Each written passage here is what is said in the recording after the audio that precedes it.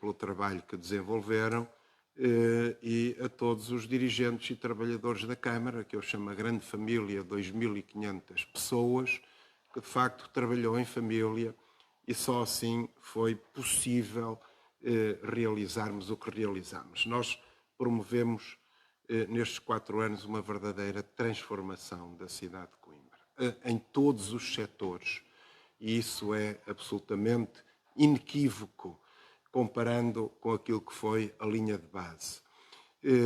Imprimimos um novo ritmo à cidade, em todos os setores. Resolvemos todos os problemas? Claro que não. Não há nenhum município em que todos os problemas se resolvam num único mandato e, naturalmente, que surgem sempre novas questões que é preciso ir resolvendo. Agora, uma coisa é certa, o município está num outro patamar de desenvolvimento e é por isso que o primeiro ponto que eu quis salientar foi que o nosso lema da candidatura de há 4 anos foi integralmente cumprido. Coimbra é hoje um polo de cultura e desenvolvimento. E existe na cidade uma dinâmica transformadora a todos os níveis. Não está tudo resolvido, por isso nós apresentamos um programa para 8 anos. Ao fim de 8 anos deixamos tudo resolvido? Naturalmente que não, porque surgem sempre novas questões e será necessário um financiamento imenso para Coimbra resolver todos os seus problemas. Por isso, quando nos apresentam uma lista de problemas, nós respondemos dizendo que nós conseguimos elaborar uma lista ainda maior porque conhecemos bem o concelho. Mas estamos no caminho e aquilo que deve ser analisado é se a estratégia que implementamos nestes 4 anos em Coimbra é a correta ou não. E acho que é indiscutível, estamos sempre disponíveis para todos os debates, que implementamos, trouxemos em Coimbra a estratégia correta para Coimbra se afirmar a nível nacional e internacional como um polo de cultura e desenvolvimento. Já foi aqui referido e é um dos nossos orgulhos, é a transparência municipal. Coimbra estava no lugar 196º no então usado em 2017 Índice de Transparência Municipal. Hoje estamos no top nacional premiado da transparência municipal. As reuniões de Câmara são transmitidas, esperemos que isso nunca mais seja interrompido. Criámos uma provedoria do município e aceleramos todos os procedimentos na Câmara. O tempo médio de resposta aos requerimentos no urbanismo era de 50 dias, hoje é de 11 dias. Portanto, a aceleração dos processos é brutal. Por isso, quando alguns dizem que vão pegar em processos atrasados de urbanismo, eu creio que já os resolvemos todos. Mas uma coisa também é certa, é que o tempo de demora dos processos de urbanismo na Câmara não dependem só da Câmara, dependem dos promotores. E quando um processo é entregue bem instruído e de acordo com a lei, a sua aprovação é em poucas semanas ou poucos meses. E eu diria que não é possível acelerar mais, exceto fazendo aquilo que temos vindo a fazer, que é o reforço dos meios humanos, porque nós queremos que a Câmara seja sempre um fator de aceleração e não um fator de lentificação. Mas comparando com o passado, hoje Coimbra é dada como exemplo na área do urbanismo. Há pessoas que continuam focadas no passado e que não são capazes de ver o presente. A transparência municipal é algo que é inerente à nossa cultura de exercício das responsabilidades autárquicas. Como já foi salientado pelo vereador Miguel Fonseca, a atração de empresas e o crescimento sustentado da população, sobretudo população jovem, na fase mais ativa da vida e de início da vida, é hoje também um facto indiscutível que alguns tentam menorizar, mas fogem do debate de porque é que Coimbra estava a perder população enquanto outras cidades ganhavam população. Nos 8 anos que nos precederam, Coimbra perdeu quase 1000 residentes e Braga ganhou 12.000. Portanto, alguma coisa Coimbra estava a fazer mal e alguma coisa Coimbra passou a fazer bem. É evidente que é através da instalação de empresas e da criação de emprego que as pessoas se instalam em Coimbra e muitos foram os jovens coimbricenses que regressaram a Coimbra com a instalação das novas empresas. Reforçámos o investimento em cultura e alguns exemplos que eu podia dar foi a criação da Casa do Cinema e da Cineway, a primeira incubadora dedicada ao cinema e artes cinematográficas do país que se instala em Coimbra, e a Manifesta 2028, que é a cereja em cima do bolo, a maior bienal nómada de arte contemporânea do mundo, vem a Coimbra. Não nos podemos esquecer dos inêxitos recentes, quando Coimbra tentou algo de internacional e mais grandioso, mas agora foi conseguido, sem esquecer o prémio Europa Nostra para a tecelagem de Almalaguês. Estes prémios existiam desde 2002, mas só agora é que Coimbra preparou o processo para se candidatar a esse prémio, que vem dar uma dignidade, expressão e visibilidade à tecelagem de Almalaguês absolutamente extraordinária. Se tivesse que salientar um projeto dos mais transformadores de Coimbra, é o projeto Tumo. Coimbra recebeu o primeiro centro ibérico do projeto Tumo. Quando é que Coimbra recebia alguma coisa pela primeira vez na Península Ibérica, eu diria mesmo no país? O projeto Tumo está a transformar a nossa juventude, é um elevador social. Alguns dos relatos são absolutamente emocionantes e verdadeiramente de nos levar às lágrimas, pelas boas razões, porque há jovens que têm acesso a tecnologia e formação que não teriam de outra maneira se o projeto Tumo não existisse em Coimbra, que além disso recuperou o icónico edifício do CTT para a cidade.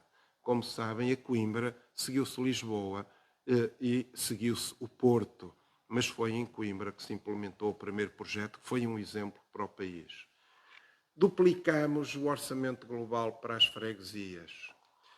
Estamos a caminho do aumento progressivo desse orçamento à medida que as freguesias vão aceitando mais competências, exatamente como estava no nosso programa autárquico de há 4 anos, em que o objetivo era triplicar, desde que as autarquias fossem aceitando mais competências, como têm vindo a aceitar na área das limpezas, na área da manutenção de calçadas, etc. Essa transferência de competências com financiamento adequado e acordado para as freguesias tem permitido melhorar a intervenção do município em todo o concelho através das juntas de freguesia. E um dos sinais também dos novos tempos é a descentralização, a ida das reuniões do Executivo às freguesias, o que é possível exatamente pela descentralização de processos, estando ligados online à Câmara, e tudo pode acontecer fora do edifício físico da Câmara. São tudo decisões e medidas que mudaram completamente Coimbra em termos concelhios e em termos de referência nacional e internacional. E hoje recuperou-se aquilo que obviamente será sempre um orgulho, que é sermos de Coimbra, mas recuperou-se o orgulho de sermos Coimbra, de sermos um exemplo para o país, a múltiplos níveis, e eu diria em todos os setores dos vários vereadores já aqui referidos, mas talvez salientar os grandes eventos e salientar o Metrobus, o Bus Rapid Transit, que é o primeiro sistema de transporte coletivo de primeiro nível que existe em Coimbra, que é um exemplo para o país e que se deve à nossa aceleração de processos e ao trabalho íntimo com a IP, o facto de já estar em andamento no circuito do primeiro troço urbano e de as pessoas verificarem agora que todos aqueles sacrifícios valeram a pena, não só, e temos que falar sempre pelas obras subterrâneas, mas também pelas obras de requalificação de superfície e disponibilização do novo sistema de mobilidade, que é um sistema de futuro e com futuro e que se está a disseminar em todo o mundo e que irá, com as novas tecnologias, tornar em circuito urbano os carris obsoletos. Portanto, Coimbra está no futuro e assim vai continuar a acelerar nos próximos 4 anos. E o que eu queria referir como estatística é que estão cumpridos, ou em fase irreversível de cumprimento, 89,3% dos nossos 112 pontos que apresentámos para 8 anos. E este relatório vai ficar disponível online junto aos relatórios anuais para quem quiser escrutinar aquilo que nós estamos a apresentar. E que apresentamos exatamente para contrariar a demagogia da forma como se faz política em Coimbra, a querer sempre dizer este Executivo não fez nada, o que é manifestamente um exagero, como é óbvio, e descredibiliza quem prefere essas afirmações. 65% dos 112 pontos estão cumpridos ou maioritariamente cumpridos, o que representa 58%. 35 pontos estão em vias de cumprimento e parcialmente cumpridos, 31,3%, e só 12 pontos dos 112 ainda não começámos a trabalhar.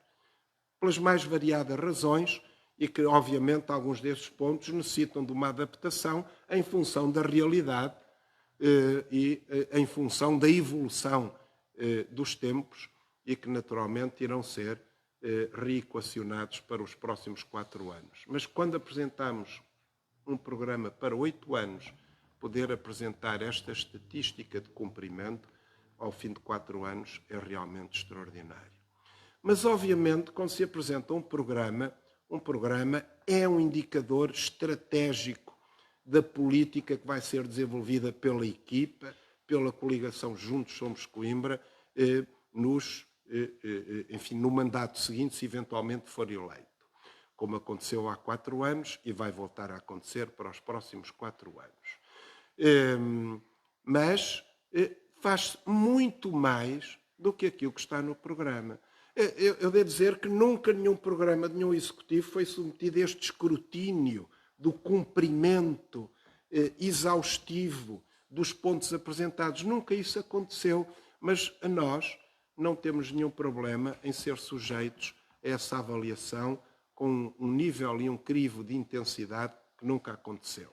Porque estamos aqui exatamente para mostrar trabalho e, sobretudo, para dizer a nossa estratégia conduziu a resultados positivos em todos os setores. Nós invertemos um ciclo de declínio inequívoco, reconhecido por todos, e transformamos esse ciclo de declínio num ciclo de crescimento e desenvolvimento sustentado e sustentável em todos os setores, em apenas 4 anos. E apesar de termos recebido ou sofrido, enfim, quem o sofreu verdadeiramente foi o povo ucraniano, a guerra na Ucrânia, mas com os seus efeitos tremendos na inflação, que afetaram todas as pessoas, todas as empresas e todas as instituições e que nós tivemos que acomodar. E ainda assim, Coimbra está hoje num ciclo de crescimento em todos os setores. Mas não é só esta a percentagem que conta. Eu diria que a percentagem talvez ainda mais relevante é aquilo que nós podemos dizer, cumprimos 151% daquilo que prometemos. Ou seja, acrescentando 69 medidas adicionais, e mais haveria para acrescentar, não quisemos ir muito em profundidade.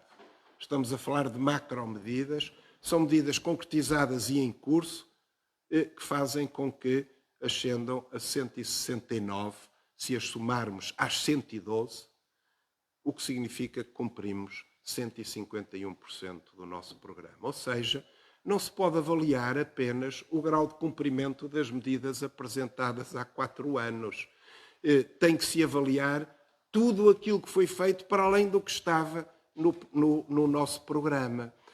Como acontece com todos os executivos, como é absolutamente normal. Quando se apresenta um programa, define-se um caminho, mas depois surgem, obviamente, surgem as oportunidades de financiamento, surgem as oportunidades de novos projetos, surgem outras oportunidades, como surgiu a oportunidade de trazer a Manifesta 2028 para Coimbra, como surgiu a oportunidade do TUMO, que nós abraçámos com os braços e as pernas e fomos o primeiro centro na Península Ibérica. Portanto, surgem novos eventos que são novas oportunidades e que nós, obviamente, concretizamos adicionalmente em relação ao programa. Portanto, um programa não é uma coisa estanque. Um programa é um caminho, é uma estratégia, é uma visão para o futuro de Coimbra. E essa visão foi plenamente cumprida. Hoje Coimbra é um reconhecido polo de cultura e desenvolvimento. Isso foi cumprido a 100%.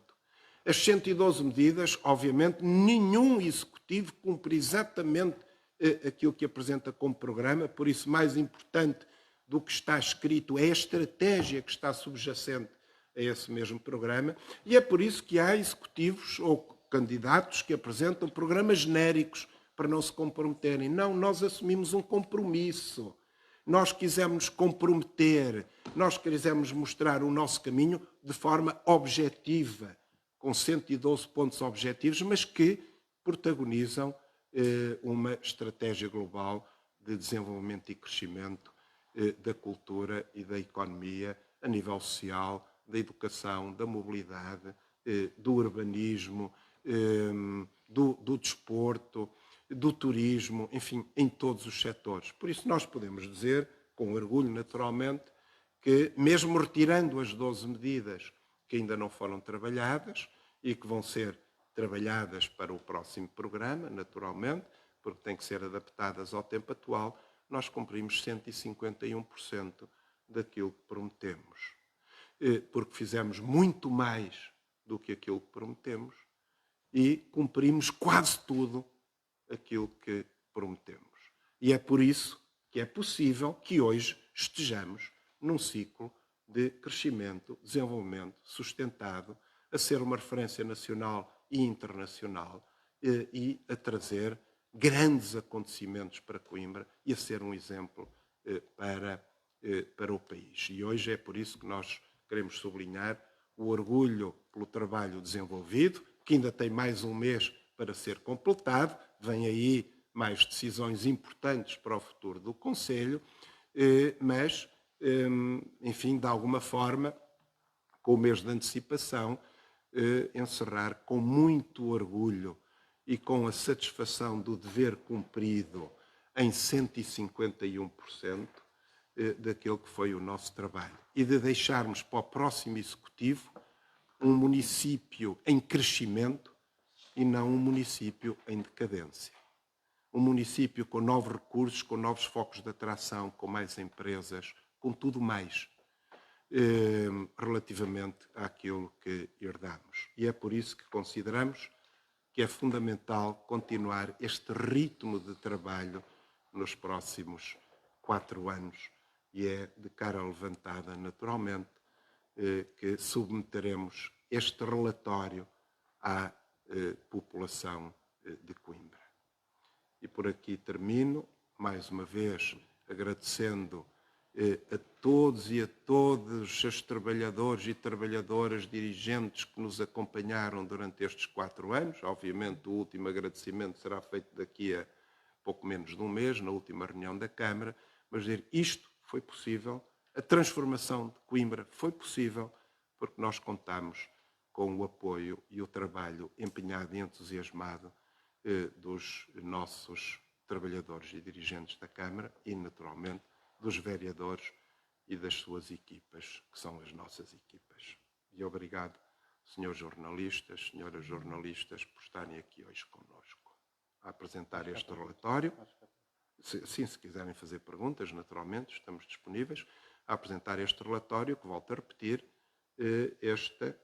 que é autorizado pela Comissão Nacional de Eleições a apresentação destes balanços. Se quiserem colocar alguma questão, estejam à vontade.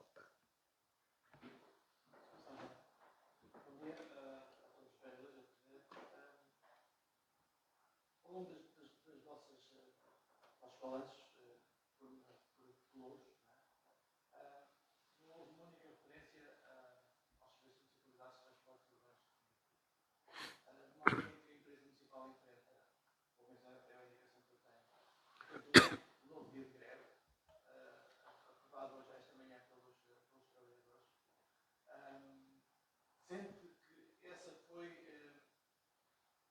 calcanhar daquilo do seu mandato, da sua gestão destes 4 anos? Ou seja, não ter conseguido resolver um problema que já mais mesmo disse que não é a Câmara que tem que resolver, tem que ser o Poder Central, mas não sente que esse foi o calcanhar daquilo deste seu mandato? Ou seja, não ter conseguido nestes 4 anos conseguir resolver o problema? Não, não é um calcanhar daqueles. É evidente que há muito a fazer no SMTUC, mas também aí, e agradeço-lhe a sua pergunta, e houve outros pontos que não focamos, não foi só a questão do SMTUC, há muitas questões, isto era a apresentação do relatório resumido. Estão neste momento em aquisição 30 autocarros novos, estão em produção 30 autocarros novos para o SMTUC. Mas todos os grandes concursos têm sempre processos em tribunal e, portanto, que atrasam esses procedimentos. Mas este Executivo será responsável pela maior injeção de sempre de autocarros novos no SMTUC. Mas é evidente, depois de termos herdado uns serviços municipalizados de transportes urbanos de Coimbra abandonados há muitos anos, sem os devidos investimentos, mais uma vez, há pessoas que exigem que nós pegássemos numa cidade decadente e de repente a transformássemos em Berlim. Quer dizer, não é possível transformar Coimbra em 4 anos, da Coimbra que encontramos, numa cidade como Berlim. E, portanto, há coisas que nós nunca exigimos a ninguém, que alguns, são uma minoria, se põe a exigir que nós façamos em apenas 4 anos. Volto a recordar que apresentámos um programa para 8 anos e estamos a cumprir um programa de renovação da frota do SMTUC que não existia. Está também a decorrer um outro passo muito importante, que é a avaliação de todas as linhas do SMTUC, de toda a organização do SMTUC, em termos de linhas, e integração com o Metrobus. Já foi apresentado o primeiro relatório pela OPT à Câmara Municipal, que está a ser avaliado, naturalmente, a receber os contributos da Câmara Municipal, como Autoridade Municipal de Transportes, e até ao fim do ano teremos o estudo final por uma entidade competente e profissional na reavaliação de todos os circuitos do SMTUC, da integração com o Metrobus, que é uma oportunidade de correção de disfuncionalidades que toda a gente reconhecia que existia, mas que não tinham sido ainda corrigidas porque faltava esta análise de fundo, que já devia ter sido feita há muito tempo, embora agora fosse obrigatória, porque, obviamente, é preciso integrar o SMTUC e o Metrobus. Mas está a ser feita. Estes estudos não se fazem de repente, não se fazem em meia dúzia de meses. Só a elaboração do caderno de encargos deste estudo, que foi apresentada em reunião do Executivo pelo professor Álvaro Seco, foi um trabalho complexo e exigente que, mais uma vez, contou com inúmeras colaborações. Mas estamos a fazê-lo, estamos no caminho certo e os SMTUC estão no caminho certo. A outra questão é a questão das soluções das soluções profissionais para os trabalhadores do SMTUC. E como nós dissemos e mantemos, há soluções e estamos a trabalhar nelas como nunca se trabalhou. Nós não dissemos que íamos resolver tudo em 4 anos, mas estamos a trabalhar nas soluções. Uma delas, trabalhamos com o Governo, está em diálogo neste momento com os sindicatos, que a decisão depende do Governo, mas nós já nos disponibilizamos para a institucionalização de um suplemento que corresponderá a cerca de 15% de vencimento, isto se for acordado nas negociações entre sindicato e Governo, isso ultrapassa-nos, o que representará um esforço adicional de 820 mil euros por ano para a Câmara Municipal, mas que estamos dispostos a fazê-lo. Nunca a Câmara se manifestou disponível para este esforço de reconhecimento da especificidade e da importância do trabalho dos nossos agentes únicos. Nunca aconteceu. Mas estamos também a trabalhar naquilo que só depende de nós e dos trabalhadores. E o processo já teve várias iterações, tem vindo a ser aprimorado, que é a análise da eventual possibilidade de transformação do SMTUC de serviço municipalizado em empresa municipal, à semelhança das águas de Coimbra, que é um excelente exemplo, à semelhança dos transportes urbanos de Braga, que é um excelente exemplo. Portanto, essa solução permite resolver as justas ambições dos trabalhadores do SEMTUC e de todos, não apenas de uma carreira profissional, de todos e de todas, que é a empresarialização. Estamos a trabalhar nisso. Portanto, nós estamos a trabalhar naquilo que nos comprometemos e estamos a trabalhar intensamente e temos procurado sempre encontrar a solução. E não iremos pelo caminho proposto por uma candidata e por uma coligação, que é da extinção do SEMTUC e da sua entrega à gestão da comunidade intermunicipal, em que seriam os outros concelhos a gerir as linhas municipais de Coimbra e a gerir o SEMTUC de Coimbra. Esse não é o nosso caminho, nem nunca será. À semelhança do que acontece em Lisboa, em que existe uma Carris metropolitana, mas existe uma Carris de Lisboa, obviamente Coimbra não irá prescindir da gestão das suas linhas municipais. Portanto, nem sequer percebemos como é que essa proposta formal, apresentada publicamente, não gerou um debate na cidade e um debate de rejeição da perda de Coimbra da gestão dos seus transportes urbanos, da gestão dos seus SEMTUC. Portanto, nós estamos a trabalhar nas soluções. Portanto, não é um calcanhar daquilo, é um problema que ainda não está resolvido. Está a ser resolvido em termos de renovação da frota. Está a ser trabalhado em termos de integração das linhas do SEMTUC com o Metrobus e está a ser trabalhado nas várias soluções que são possíveis para resolver as justas reivindicações dos agentes únicos. Uma delas depende do Governo, a outra só depende de nós e dos trabalhadores e dos partidos locais e da Assembleia Municipal. E esse caminho está a ser feito. Portanto, nós estamos a cumprir o que prometemos. Já está resolvido? Ainda não, mas está em vias de resolução. E obviamente, com este caminho, há o nosso compromisso de resolver esse problema. Nós dissemos há 4 anos que havia soluções, há soluções, estamos a trabalhar as soluções. Não dissemos, tentamos a solução governativa, mas não depende de nós, e como sabemos, o governo do Partido Socialista recusou-se sempre, e estava lá a candidata, recusou-se sempre a resolver o problema dos motoristas e dos SEMTUC. Estamos a trabalhar com este governo no sentido de encontrar uma solução.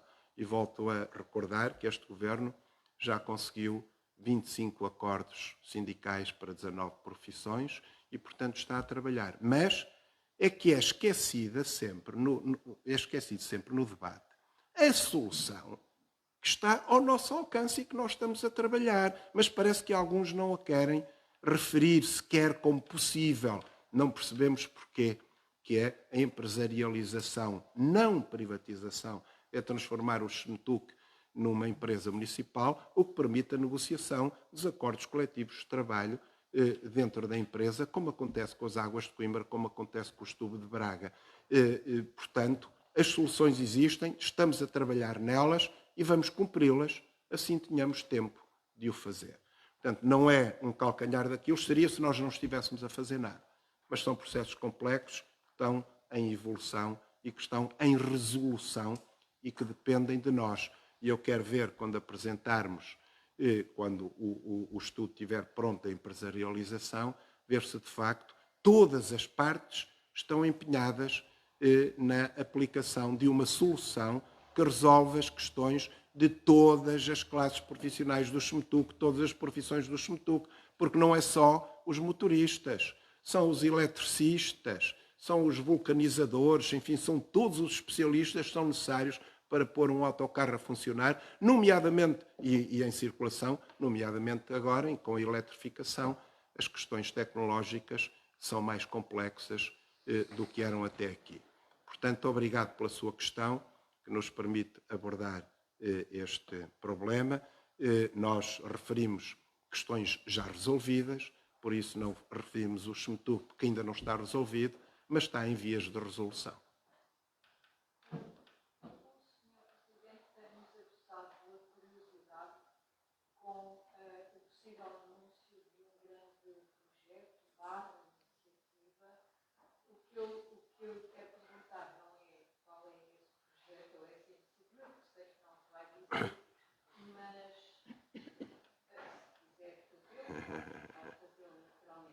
Mas é se isso vai ser anunciado antes das próximas eleições.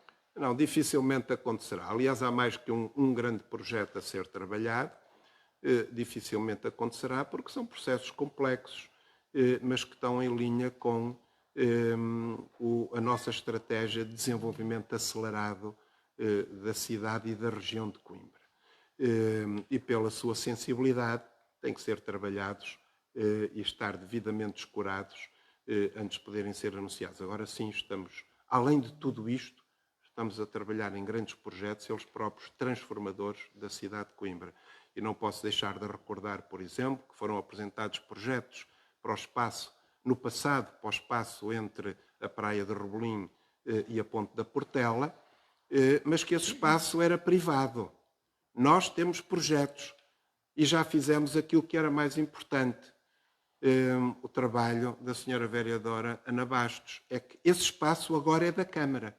São 15 hectares de margem de rio que já são da Câmara e, portanto, permitem trabalhar, agora sim, de uma forma estruturada, em projetos de desenvolvimento para esse espaço. É um dos grandes projetos que temos e que já fizemos aquilo que era essencial, porque até aí eram só divagações que ouvimos no passado, porque esse espaço não era da Câmara Municipal e agora é, são 15 hectares. É que no passado passava-se para a Câmara aquilo que eram espaços que ninguém queria. Agora não. Agora também passa para a Câmara, para o domínio municipal, espaços interessantes de desenvolvimento da cidade. E essa também foi uma das mudanças estratégicas que implementámos aqui, a troca da aprovação de loteamentos. Não vem para a Câmara só aquilo que não interessava nem ao Menino Jesus, vem para a Câmara aquilo que interessa ao desenvolvimento do Concelho. Falta para termos um novo Palácio da Justiça e A nova maternidade falta, e penso que está para breve a aprovação da portaria de extensão de encargos por parte do Governo, para se poder lançar o concurso de construção. O projeto está feito, a maquete está feita, está tudo pronto e esperamos apresentá-lo em breve. Falta, e enfim, e com alguma regularidade vou enviando essa informação à Sra. Ministra da Saúde, a necessidade de termos a aprovação da portaria de extensão de encargos para lançar a nova maternidade, até porque é insustentável a manutenção das duas velhas maternidades nos espaços onde se encontram. Portanto, é uma emergência avançar com a nova maternidade. Está tudo pronto, está exclusivamente nas mãos do Governo a decisão da aprovação da portaria de extensão de encargos, o que nós esperamos que seja feito ontem. Relativamente ao Palácio da Justiça, finalmente, assinámos o contrato interadministrativo com o Governo / Ministério da Justiça, cumprindo um compromisso da Sra. Ministra da Justiça e um compromisso nosso, mas o caderno de encargos, o plano funcional que existia, estava completamente desatualizado. E, portanto, foi necessário atualizar com os profissionais o projeto, o plano funcional do Palácio da Justiça, para se desenvolver o caderno de encargos, para ser lançado o concurso de projeto.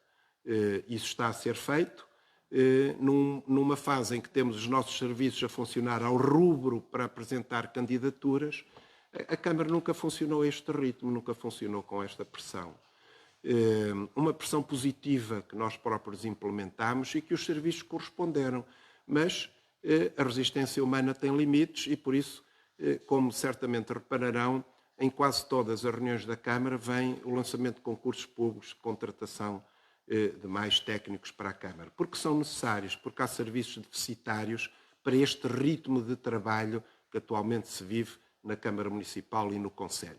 Essa é a nossa prioridade, que é lançar o concurso para a construção do Ministério da Justiça, para a construção do Palácio da Justiça. E isso será feito a breve prazo. Mas primeiro, e esse foi o fator de atraso, foi preciso trabalhar o plano funcional que estava desatualizado face aos tempos atuais e às necessidades atuais. E isso foi trabalhado com os profissionais, foi trabalhado com o IGFES, foi feita a atualização, está a ser desenvolvido o caderno de encargos para o concurso do projeto, que é sempre um aspecto muito sensível, porque obviamente depende da qualidade do caderno de encargos, a qualidade do projeto. Mas está a ser feito, é um caminho que já é irreversível e que verá, obviamente, rápidos desenvolvimentos a curto prazo, provavelmente já no próximo mandato, mas deixamos para o próximo mandato, para o próximo executivo, um processo a correr, não apenas vagas promessas como acontecia no passado. Por isso, são 2 projetos importantíssimos que estão a decorrer e que irão ser também concretizados. Já foi aprovado, pronto, a informação é importante, já foi aprovado finalmente pelo IFES o Plano Funcional do Palácio da Justiça, portanto foi dado mais o passo que agora permite a elaboração do caderno de encargos. Portanto, está a ser trabalhado intensamente essa questão.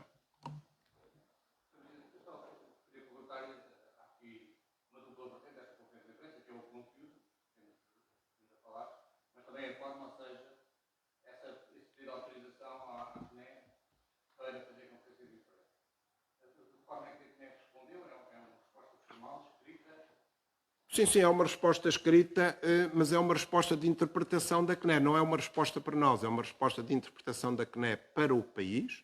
Os executivos têm o direito de apresentar os seus balanços. Como, aliás, quer dizer, seria estranho se não tivessem esse direito, porque a oposição tem o direito de dizer que os executivos não fazem nada e os executivos ficavam coartados do direito de mostrar o que fazem. Portanto, isso seria antidemocrático. Portanto, sim, a resposta da CNEC pode ser divulgada pela Ana Moraes, com a interpretação de que, sim, os executivos têm direito a apresentar os seus balanços, como é óbvio. Não de promessas para o futuro, mas daquilo que foi feito até aqui. Obviamente, o que nós estamos a apresentar é o balanço do mandato, não é um programa de candidatura.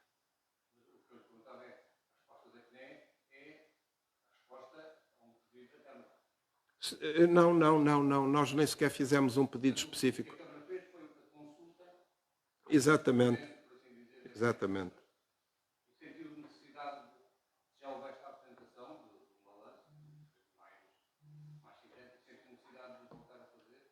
Não, houve um balanço do último ano do mandato. Não tinha havido um balanço do mandato. Este balanço do mandato não tinha sido feito. O balanço do 4º ano, fizemos um balanço do 1º, 2º, 3º e 4º ano, coisa que é inovadora em Coimbra, e não sei se algum município faz no país, é fazer o balanço dos mandatos, fazer os relatórios e deixá-los online para as pessoas poderem escrutinar, analisar, criticar, elogiar, enfim, conforme entenderem. É absolutamente transparente. Este é o balanço do mandato, é o balanço do cumprimento do programa, que está também online, o nosso programa, ao contrário do que acontecia no passado, está disponibilizado online na página da Transparência da Câmara, porque esse é um dos critérios avaliados na Transparência Municipal. É os executivos que são eleitos disponibilizarem permanentemente e online o programa que levou à sua eleição para que os municípios possam escrutinar o grau de cumprimento do programa. Portanto, o programa está lá na página da Transparência e agora está lá este relatório da análise do cumprimento do programa.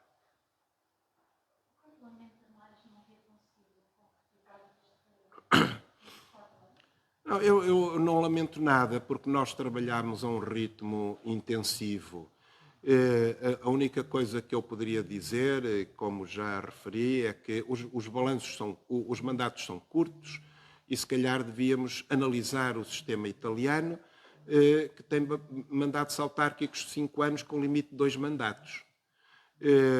Porque se nós entrarmos num executivo municipal que esteja em franco funcionamento, com as estruturas oleadas, com os projetos a saírem, as coisas acontecem com rapidez. Mas nós encontramos, e ninguém diz o contrário, encontramos um município decadente e uma Câmara a funcionar a papel. Portanto, isso exigiu, obviamente, isso é receita, isso exigiu desafios extremamente importantes, como, por exemplo, reestruturar a Câmara, porque fazem-se múltiplas, andam aí algumas pessoas a fazer múltiplas promessas, mas não dizem como é que as concretizam. São desejos, são sonhos, são enganos. Para se poder concretizar um programa, a Câmara tem que ter uma estrutura. Como é que se pode falar de inclusão se não houver uma estrutura na Câmara a trabalhar a inclusão? Como é que se pode falar em trabalhar a área do envelhecimento se não houver uma estrutura na Câmara a falar de envelhecimento, a trabalhar o envelhecimento? Como é que se pode dizer que vamos trabalhar com a diáspora se não houver uma estrutura na Câmara dedicada a fazer exatamente esse trabalho? E por isso hoje já temos, uma das coisas que não referi, 28 embaixadores de Coimbra. Foi preciso criar as estruturas e os recursos humanos para, de facto, ser possível trabalhar essas áreas e apresentar resultados nessas áreas como apresentamos. Porque apresentar desejos é fácil. Fazer promessas de não sei quê e mais não sei quê gratuito é fácil. Agora, essas pessoas têm que dizer onde é que vão buscar o financiamento e onde é que vão retirá-lo. Porque se quiserem conceder algo gratuito em algum setor, têm que dizer qual é o setor a que vão retirar essa verba e que vão reduzir a intervenção do município. Portanto, o que nós esperamos é que, de facto, esta campanha eleitoral seja feita com verdade e com base em factos, e nós, para reestruturarmos a Câmara, para a preparar para a descentralização, não havia uma divisão de saúde. Ora, nós recebemos as competências em saúde, não havia uma divisão de saúde. Recebemos as competências na educação, não havia uma estrutura preparada para receber essas competências. Recebemos as competências na ação social, não havia uma divisão dedicada apenas a às questões da ação social. Portanto, nós tivemos que preparar a Câmara a partir do zero, para fazer face aos desafios. Enfim, não é a partir do zero, porque havia cá pessoas, havia competências, agora estou a exagerar um bocadinho. Não foi a partir do zero, porque havia pessoas e competências, e é por isso que nós conseguimos fazer o que fizemos. Mas a estrutura da Câmara não estava preparada para estes novos desafios. O desafio da arqueologia e do património, não havia um gabinete de arqueologia na Câmara, tinha sido destruído. Naquilo que é mais importante, que é o nosso património, o gabinete de arqueologia tinha sido destruído. Portanto, nós tivemos que criar estruturas para conseguirmos responder aos desafios. E criámos essas estruturas que agora estão a acelerar resultados. Portanto, eu não tenho dúvidas que é muito importante continuarmos no próximo mandato. Não sei se já estou a extravasar o que posso dizer, mas é na sequência de uma pergunta colocada por uma senhora jornalista. Estamos preparados para acelerar os resultados no próximo mandato. E por isso, a única coisa que eu lamento, não lamentando nada daquilo que foi feito, ou que não foi feito, porque não houve a possibilidade de fazer, é de facto nós não termos mais tempo para continuar este ritmo de trabalho. O próximo ano vai ser um ano de muitos resultados. Vamos ter, por exemplo, o Metrobus a funcionar até Coimbra B, vai fazer completamente a diferença. Vamos ter, em princípio, embora aí seja mais difícil definir um prazo por causa das obras subterrâneas, que são sempre uma surpresa e são sempre imprevisíveis, teremos o Metrobus a funcionar até aos hospitais. Portanto, isso vai mudar completamente Coimbra. É o quinto ano, seria o quinto ano de um mandato, se eles fossem de 5 anos. Portanto, os mandatos são demasiado curtos, obrigam às vezes os executivos a planear a demasiado curto prazo, e quando não se pensa uma cidade a médio e a longo prazo, quando não se pensa um conselho a médio e a longo prazo, falham sempre as medidas mais importantes para estruturar o desenvolvimento do futuro. Por isso nós apresentamos um programa para 8 anos, sabendo que, obviamente, tínhamos que ir fazer exame a meio do percurso, e lá vamos de cabeça levantada com o cumprimento de 151% daquilo que foi o nosso programa, apesar de, em 12 medidas, ainda não termos tocado. Tinha aqui duas perguntas. Uma pergunta, eu tenho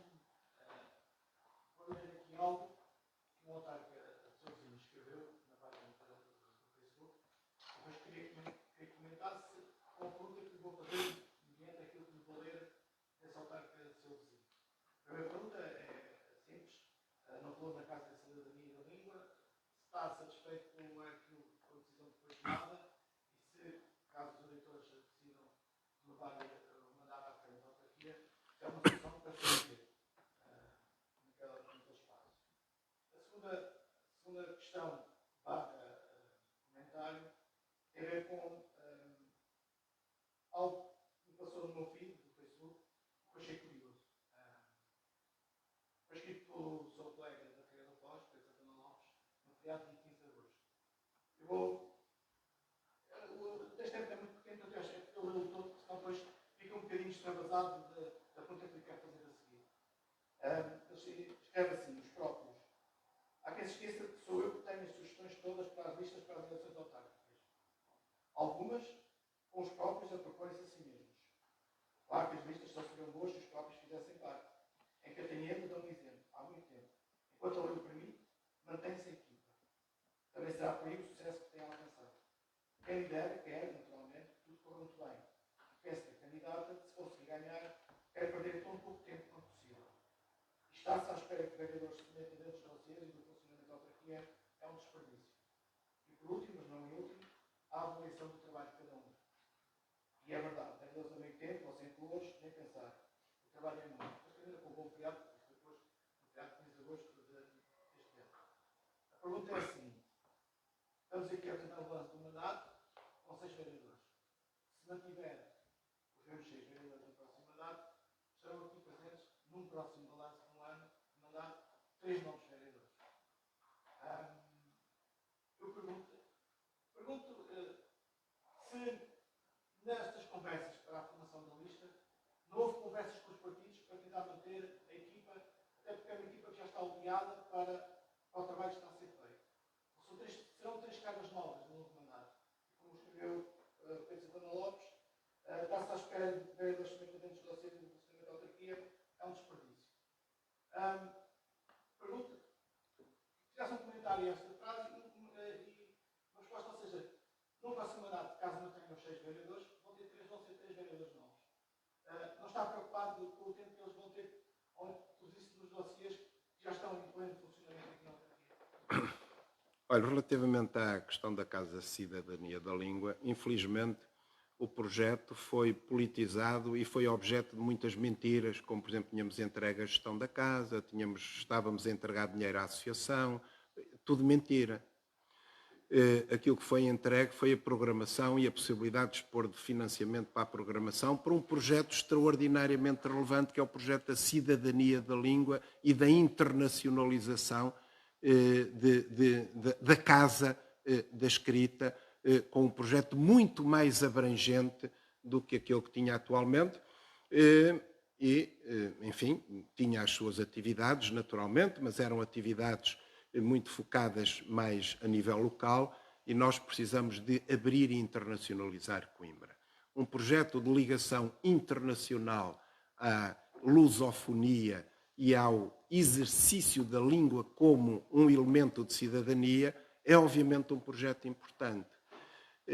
Infelizmente foi politizado, como tanta coisa que acaba por não acontecer em Coimbra, exatamente por causa desse mesmo espírito, de se procurarem, de se criticar acidamente tudo o que se procura fazer de diferente. O projeto da Casa Cidadania da Língua, se nós não acreditássemos no projeto, naturalmente não o teríamos iniciado.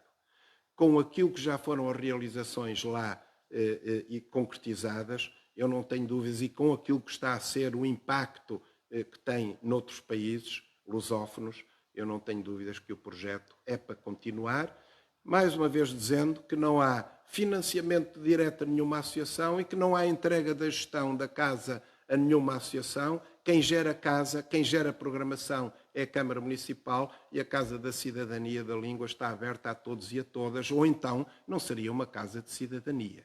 Portanto, e tem recebido outros projetos na própria casa. Tem algumas limitações de recursos humanos, que, mais uma vez, nós, à medida que pudermos, que o orçamento da Câmara puder, temos que ir suprindo, porque, mais uma vez, sem ovos não se fazem omeletes. Mas o conceito do projeto Casa Cidadania da Língua é para continuar naturalmente. Relativamente às equipas, as coisas são o que são. Naturalmente, cada um tem a sua visão. Não vamos falar de conversas, porque isso é absolutamente irrelevante. Por força das circunstâncias que já foram debatidas, teremos um executivo parcialmente renovado, mas temos uma estrutura em funcionamento. Temos uma estrutura em funcionamento acelerado, em funcionamento oleado, e temos a continuação da filosofia e da estratégia de um executivo para o outro. Se me disser, mas não pode haver ali alguma lentificação em algum processo? Pode, mas não há nada perfeito neste mundo. Há uma renovação de 50% da lista, caso elejamos 6 vereadores.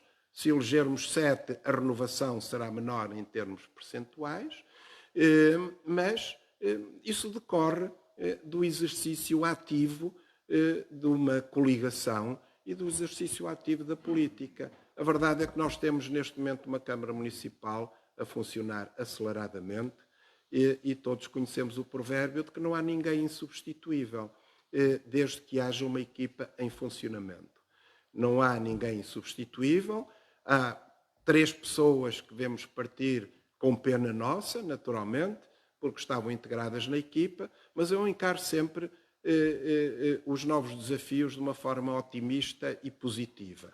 Há 3 pessoas que virão de novo, se elegermos, como acredito, o mesmo número de vereadores. Era importante para Coimbra que assim acontecesse e que nos vêm trazer novas ideias, novos desafios, novos projetos, novos métodos. E é sempre positivo também que haja alguma renovação nas equipas. Portanto, não havendo processos perfeitos, tudo tendo o reverso da medalha, eu quero encarar esta alteração como uma alteração positiva de renovação de uma equipa que está a ganhar Coimbra e em que, naturalmente, continuaremos a continuar com as pessoas que saem da Câmara com o seu capital de trabalho realizado e, portanto, são ativos para o futuro. E acho que isso é que é importante de sublinhar.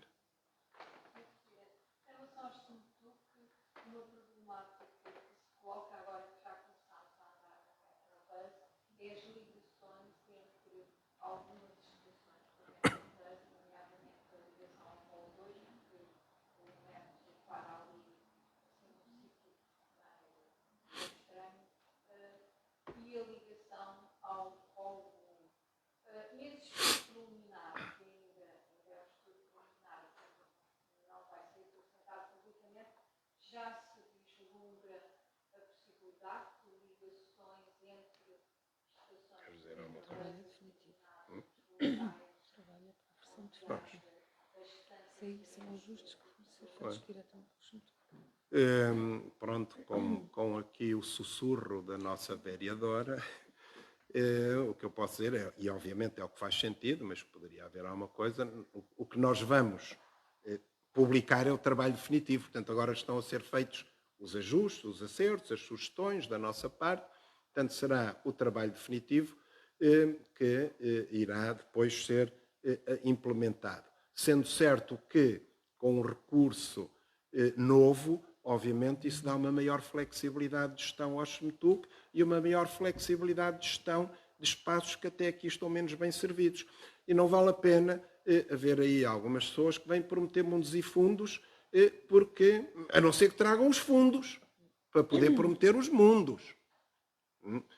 Mas nós temos que gerir o SMTUC e a nossa rede com aquilo que são os recursos da Câmara Municipal, porque somos nós que pagamos, nós, Câmara Municipal, pagamos. Gostaríamos de maximizar, e o nosso objetivo é maximizar a resposta do SMTUC. Mas para isso é preciso, porque as coisas só se conseguem com desenvolvimento. Nós temos que desenvolver o Conselho, temos que aumentar a receita para poder redistribuir de outra forma. E um dos setores que mais está a contribuir para esse aumento da receita é exatamente o urbanismo e a nova dinâmica económica do Conselho. Nós precisamos de otimizar as linhas, isso está a ser feito o estudo, de servir pontos que até hoje estão menos bem servidos.